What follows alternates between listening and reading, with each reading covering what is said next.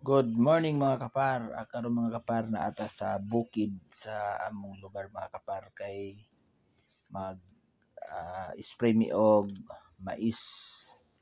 Sa di pa mi mag-spray mga kapar, namasol sa mi mga kapar ng isda mi kay aron nami masudan karong adlaw. Kauban sa mga kaubanan ng isda mi dinhi sa amo ang lake. Ug sa sige mig pangisda mga kapar, na sila nandungog na bata mga kapar nga naghilak mga kapar, ano na ikawayan mga kapar.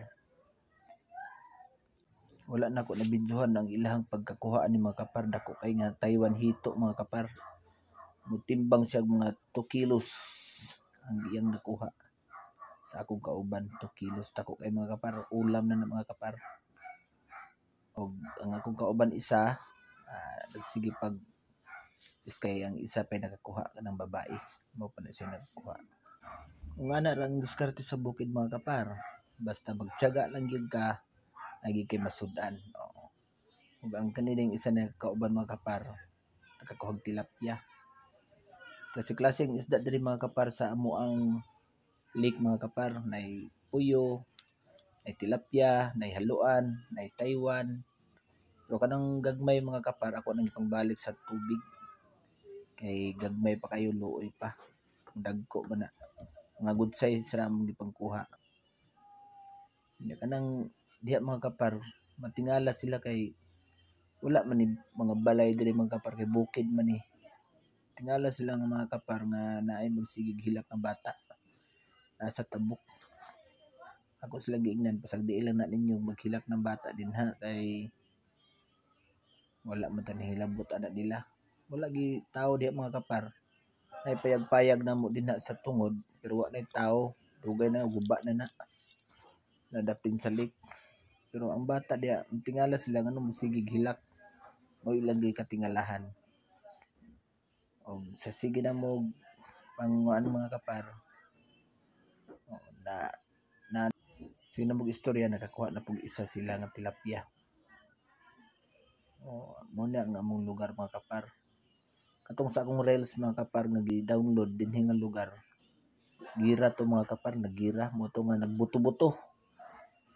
Ako silang giingnan na ilang magkahadlok kay ang ato dinhi mag-spray man mi sa among maisan. Kana mga kapar mo na among maisan, sprayhan na mo ng sagbot, mo na among tuyo diri. Mo nang naabot mi diri sa bukid sa among uma. Kung pasag din yung buto-buto diha o gira din na kayo tilabot, nasa akong reels mga kapar akong gidaw. Ug pag humanlag pangisda mga kapar,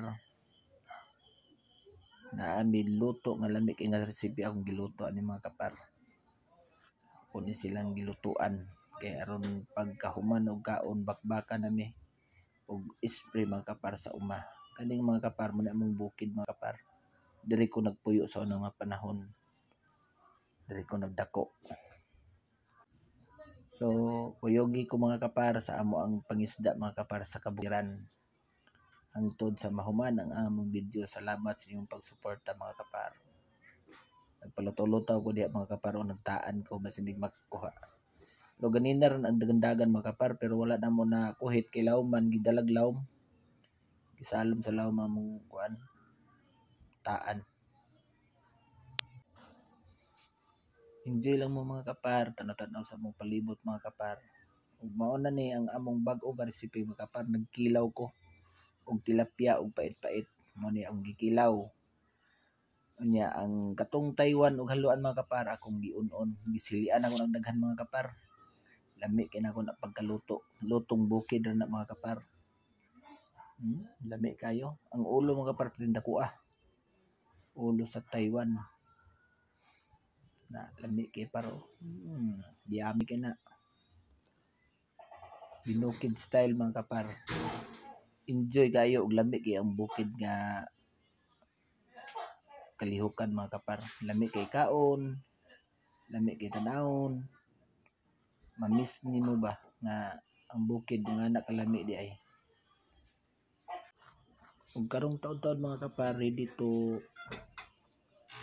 am-am na mi o luto na akong inununan nga halangan mga kapar, halang-halang inununan. Pinatanaw-tanaw din sa kamaisan mga kapar. Oh, kalami. Ready to fire na mga kapar. Salamat mga kapar sa inyong suporta. Thank you for watching mga kapar. Don't forget Yoyo Jong Mix Vlog. Thank you. Bye-bye. God bless.